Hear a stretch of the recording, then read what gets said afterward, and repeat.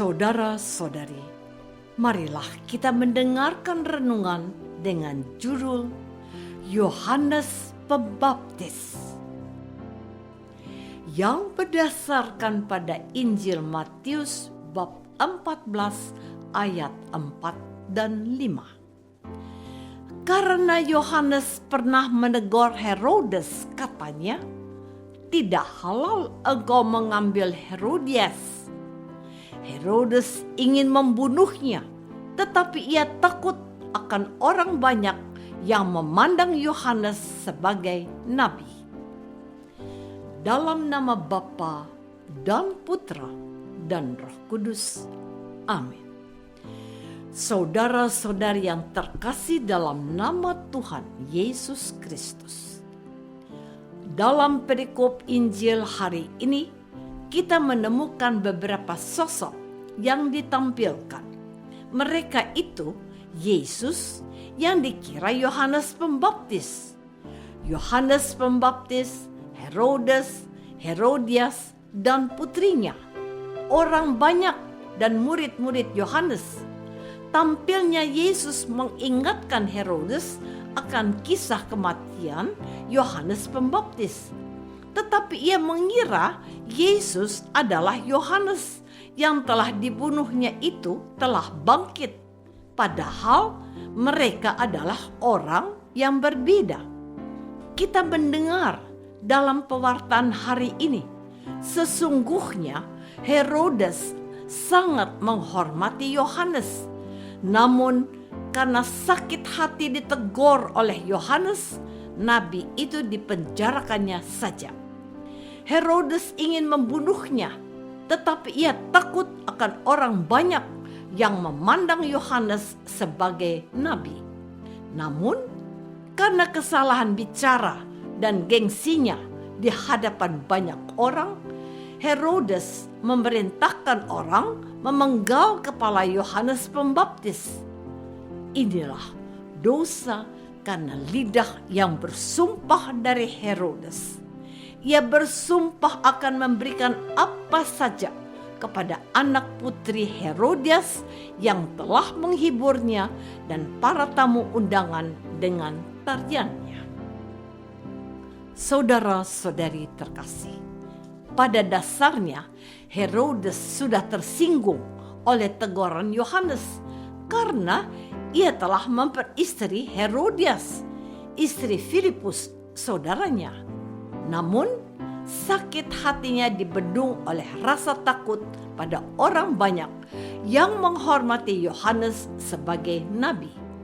Tapi, Herodes akhirnya tidak berdaya atas ucapan sumpahnya dan rasa malu serta gengsinya. Ia membiarkan orang membunuh Yohanes. Kematian Yohanes itu diawali oleh dendam kesumat Herodias terhadap Yohanes. Ia menghasut putrinya untuk meminta kepada Raja Herodes, "Berikanlah aku di sini kepala Yohanes Pembaptis di sebuah talam." Permintaan yang tentu saja tidak lazim, bahkan akan membuat semua orang yang hadir di situ merinding tentunya. Tapi tidak demikian dengan Herodes. Ia melupakan perasaan itu semuanya. Ia memilih untuk memegang sumpahnya dan kewibawaannya sebagai raja, sekalipun harus ada seorang anak manusia yang harus dikorbankan. Akhirnya Yohanes meregang nyawa dan murid-murid Yohanes datang untuk mengambil mayatnya dan pergi menguburkannya. Yang menarik di akhir perikop ini, Matius menjelaskan bahwa mereka pergi memberitahukan kematian Yohanes Pembaptis itu kepada Yesus.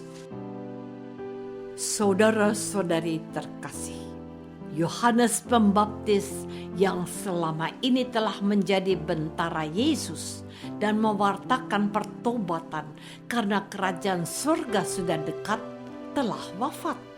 Yohanes sudah mencapai akhir dari tugasnya dan meminta kepada para muridnya, "Lihatlah anak domba Allah." Jadi amatlah wajar kalau mereka datang kepada Yesus dan menceritakan perihal kematian guru mereka. Setelah Yesus mendengar berita itu, menyingkirlah ia dari situ dan hendak mengasingkan diri dengan perahu ke tempat yang sunyi. Matius bab 14 ayat 13. Tuhan Yesus sudah tahu bahwa Yohanes sudah wafat. Ia sekarang harus berjuang sendiri bersama para rasulnya.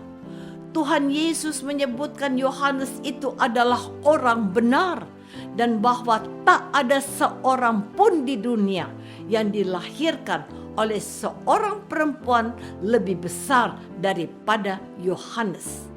Keagungan dan kebesaran Yohanes terletak dalam kebersahajaannya. Ia banyak menyuarakan kebenaran yang akan diucapkan oleh Sang Sabda, yaitu Yesus. Bahkan ia sangat menyadari siapa dirinya.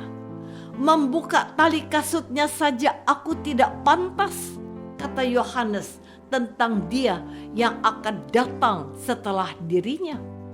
Bahkan dia menegaskan bahwa dia bukan siapa-siapa, sekalipun dia sudah sangat terkenal di antara masyarakat Yahudi dan dianggap sebagai seorang nabi. Kepada mereka itu, Yohanes menegaskan, "Ia harus makin besar, tetapi aku harus makin kecil." Yohanes bab 3 ayat 30. Saudara-saudari terkasih, akhirnya Yohanes Pembaptis dibunuh. Ia dibunuh karena kebencian seorang wanita bernama Herodias oleh gengsi seorang Raja Herodias yang bersumpah. Meskipun hatinya sedih, tetapi karena sumpahnya dan karena tamu-tamunya, ia membiarkan Yohanes Pembaptis dipenggal kepalanya. Sebenarnya sebagai raja, dia bisa saja membatalkan permintaan itu. Bukankah titah raja adalah hukum tertinggi? Tetapi Herodes tidak melakukannya karena gengsi dan takut malu. Yohanes dikorbankan untuk alasan-alasan itu. Kita sebagai orang Kristen dewasa ini juga dipanggil untuk menjadi seperti Yohanes, untuk mewartakan pertobatan, menyampaikan kebenaran, dan menegur apa yang salah dan tidak berkenan di hadapan Allah. Kita juga dipanggil untuk meneladan kerendahan hati Yohanes. Ia tidak mementingkan dirinya sendiri. Ia tidak mencari kehormatannya sendiri. Ia menghendaki baik para muridnya maupun orang-orang yang datang kepadanya untuk memandang kepada Yesus. Lihatlah anak domba Allah yang menghapus dosa dunia. Dialah yang kumaksudkan ketika kukatakan, kemudian daripadaku akan datang seorang yang telah mendahului aku, sebab dia telah ada sebelum aku. Yohanes bab 1 ayat 29 dan 30.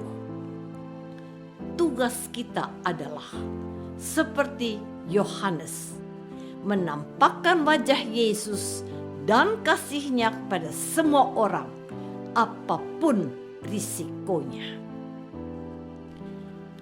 Apakah aku sudah berusaha menegakkan kebenaran di tengah masyarakat? Apakah aku sudah menampakkan kehendak Yesus untuk kebaikan semua orang? Marilah kita berdoa. Bapa yang Maha Baik, Terima kasih untuk sosok Yohanes Pembaptis yang menginspirasi kami. Bantulah kami untuk mengutamakan kepentingan-kepentingan Allah daripada kepentingan kami. Demi Kristus, Tuhan dan pengantara kami. Amin. Semoga kita semua selalu dinaungi dan dibimbing oleh berkat Allah yang Maha Kuasa, Bapa dan Putra dan Roh Kudus. Amin.